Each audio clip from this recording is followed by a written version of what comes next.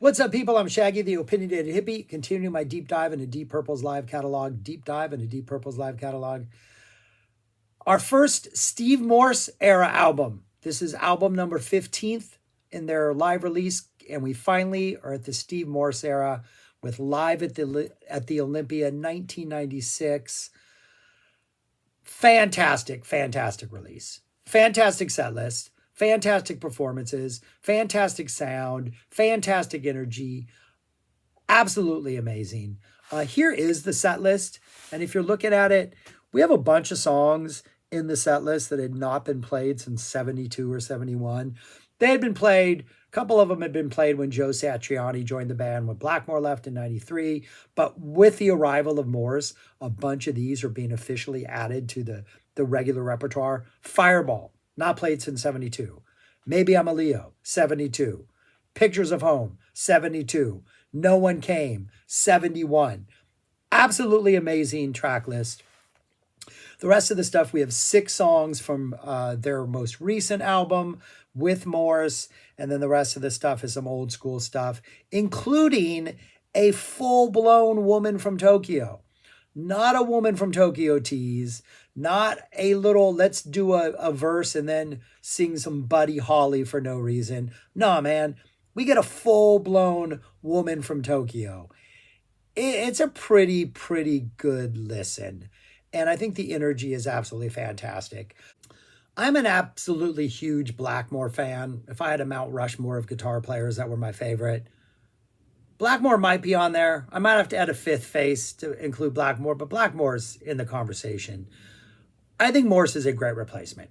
He doesn't bring that threat of chaos or mayhem or anarchy or just like, I'm going to play guitar how I want to and ignore what the band is doing, sort of. I'm not going to upset people. I'm not going to get in a fight with people. Like, the volatility that Blackmore brings to anything is lacking in Steve Morse.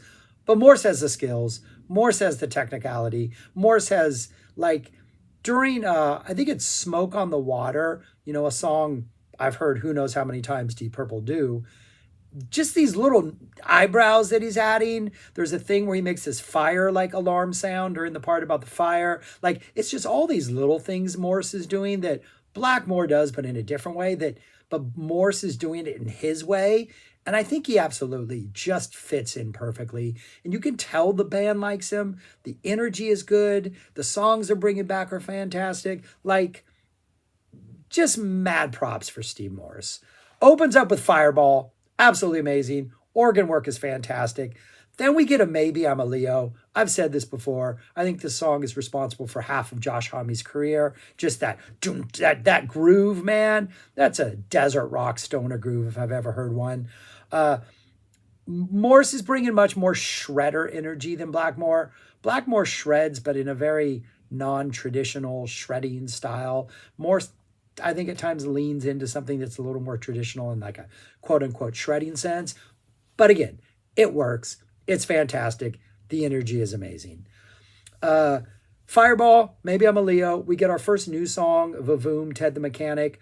I like this song. It's a good new song. It's got good energy. We get the sort of Ian theme of the night in his introductions, The Witch's Leg, a pub they used to visit. He makes references to this almost anytime he introduces a song. There's a lot of jokes about the Witch's Leg. Ted the Mechanic, apparently they met him, if he's a real guy, at the Witch's Leg. This is a song about Ted the Mechanic. Solid song, pure shred solo, great groove. Then we get a Pictures of Home. Absolutely amazing. Sounds fantastic. Little bass solo in the middle. Glover dropping a little bass. Really playful fun. And this kind of, right as it dies out, goes directly into a Black Knight. And they're not in, I don't know if, I can't see Ian obviously, so I don't know if he's encouraging the audience to sing along, but as soon as they start playing, the audience starts doing that whoa, singing along thing that I don't like in Black Knight, but it doesn't seem like it's called for. It just seems like it naturally happens. So I don't know, that's kind of cool. A really nice little Morse pace breakdown in the middle. That's really cool. Kind of a call and response. Morse does sort of a call and response with the audience, playing his guitar and the audience responding. Yeah, It's really good. And the crowd is singing Black Knight the entire time, even though I don't think anybody actually asked them to. Next comes another new song, Cascades, I'm Not Your Lover. This is one of 3 songs that is horns. They have special 3 horn players who play on Cascades, No One Came, and the Perpendicular Waltz. Adds a nice touch, doesn't get in the way. It's just a little bit of extra flavor, but really not much. Cascades is a pretty good song. It's got this nice sort of chill down middle where Morse kind of gets a little showcase, little proggy type middle with a really nice build up back towards the end. That's followed by another new song, Sometimes I Feel Like Screaming. Long introduction from Ian about sometimes you just go to the bar with a few of your friends and you just need to forget things and things are so hard. You just need to go and like drink away your problems. That's it. To the witch's leg, as he says once again. Sort of a ballad acoustic, the intro with a nice sort of upbeat change in it. Some really nice piano work in the softer sections by Lord. Then we get The Woman from Tokyo, full version, absolutely beautiful, absolutely wonderful. That psych middle is fantastic. Piano jam ending, absolutely fantastic. Rollicking, fun. It is great to hear an entire Woman from Tokyo. We get 2 more songs with horns. No One Came. That bass intro, just before we drop into the da-da, so nice to hear this live. Why have they not been playing this? Such a fun song. Morse's solo fits perfectly in this. Then we get the Perpendicular Waltz, which I think is probably the weakest song on here, a new song off their album. Harmonica, slower, bluesier type thing. It's just them kind of treading waters that other people have tread. I don't think it's necessarily their strong point. It's the weakest song on a strong album, so it's not that bad of a song. It closes out set 1, disc 1. Disc 2 opens up with Rosa's Cantina, which it was called Rosa's after it was called Witch's Leg or before it was called Witch's Leg. They changed the name to Witch's Leg at some point. Has a very Hush-esque start to it, like Hush. Really cool groove, great Lord organ solo in this. Another one of the really good new songs. Smoke on the Water, Morse gets to fool around a little, a la Blackmore used to do before we drop into the iconic riff. Really good energy, really good eyebrows all over this thing. Crowd loudly singing along with it. It's just really, really, really good. We get a Lord sort of outro solo. Instead of like opening a song with him focusing on like a solo, the end of this is where he gets his sort of like, gets to do whatever he wants to do by himself. We get some Lord solo, we get some jamming, we get some nice piano action. So we get sort of a Lord. The reason why it's long is because Lord sort of gets his moment in the spotlight at the end of Smoke on the Water. Then that goes into When a Blind Man Cries, which would be, I think, a pretty popular song in the Morse era.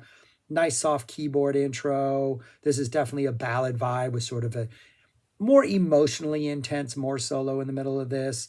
Another one kind of like Cascades. It's kind of a Morse solo vehicle. Chance for him to step up and shine. A new song. Then we get a Speed King. Has a nice quiet piano intro before we drop into the song proper. Trading solo jam in the middle. Get a nice Morse breakdown, but energy stays really high. Get a short little drum solo. Pace gets a chance to shine, but it's not for very long. Then a really nice full band jam led by Morse at the very end. Back into the song. Kind of a huge ending. Great. They're bringing some energy to Speed King. Speed King, Smoke on the Water, the Highway Star, which is going to close out the show, which is pretty traditional Highway Star. Morse plays the entire written part in the middle. These songs that they've been playing with Blackmore, tour after tour after tour, have a lot of really good energy in here. And you can tell the band has been sort of like revitalized.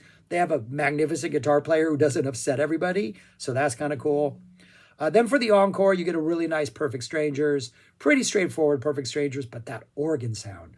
Man, Lord's organ sound is good. We get the I Don't Want to Taste Your Poison outro from Ian referencing Jesus Christ Superstar. And then we get one more new song, Hey Cisco. Really kind of your fast-paced rock. You know, they would drop one of these really kind of fast-paced hard rock songs on every album. I think kind of similar to like Dead or Alive. It's from Perpendicular, their most recent album. Nice little breakdown in the middle that kind of regains energy again. They do that well.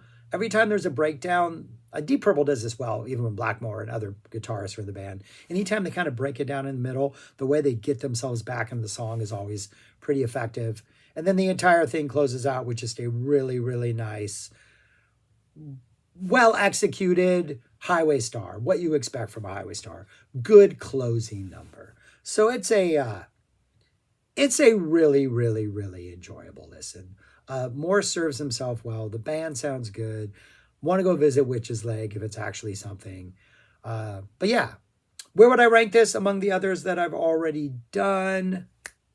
It goes all the way there at number 9. It's excellent. The problem with ranking these things is all of these things are excellent. I just have to put it in 9 because everything above it has either Bolin or Blackmore, and either has really funky stuff or just doesn't have 6 new songs, so the track listing is maybe a little bit stronger. But yeah, number 9, but that's a solid number 9. And Nobody's Perfect, which going into this, I thought Nobody's Perfect was going to be ranked higher because I absolutely love that release. But it's kind of interesting to see that Nobody's Perfect has found its way all the way back to number 10, and that this is even better than an album I truly, truly, truly love. So anyways, yeah, that's all I got. If you're wondering why these are here, if you've made it this far, I have blepharitis. Just means my eye is red. I don't want you to have to look at a red eye. It's not something you can really treat. You just manage it till it goes away. So that's how I'm managing it, with pictures of the band and their logos and stuff like that. But anyways, that's all I got. Subscribe, like, share, comment. I appreciate your watching. I appreciate your sticking around. Thank you very much for putting up with me in my time of illness, in my time of affliction. But anyways, this is a really, really, really good release. I highly recommend it. It's a good listen. Yeah, Deep Purple, live at the Olympia in 1996. That's all I got. Peace. Talk to you later.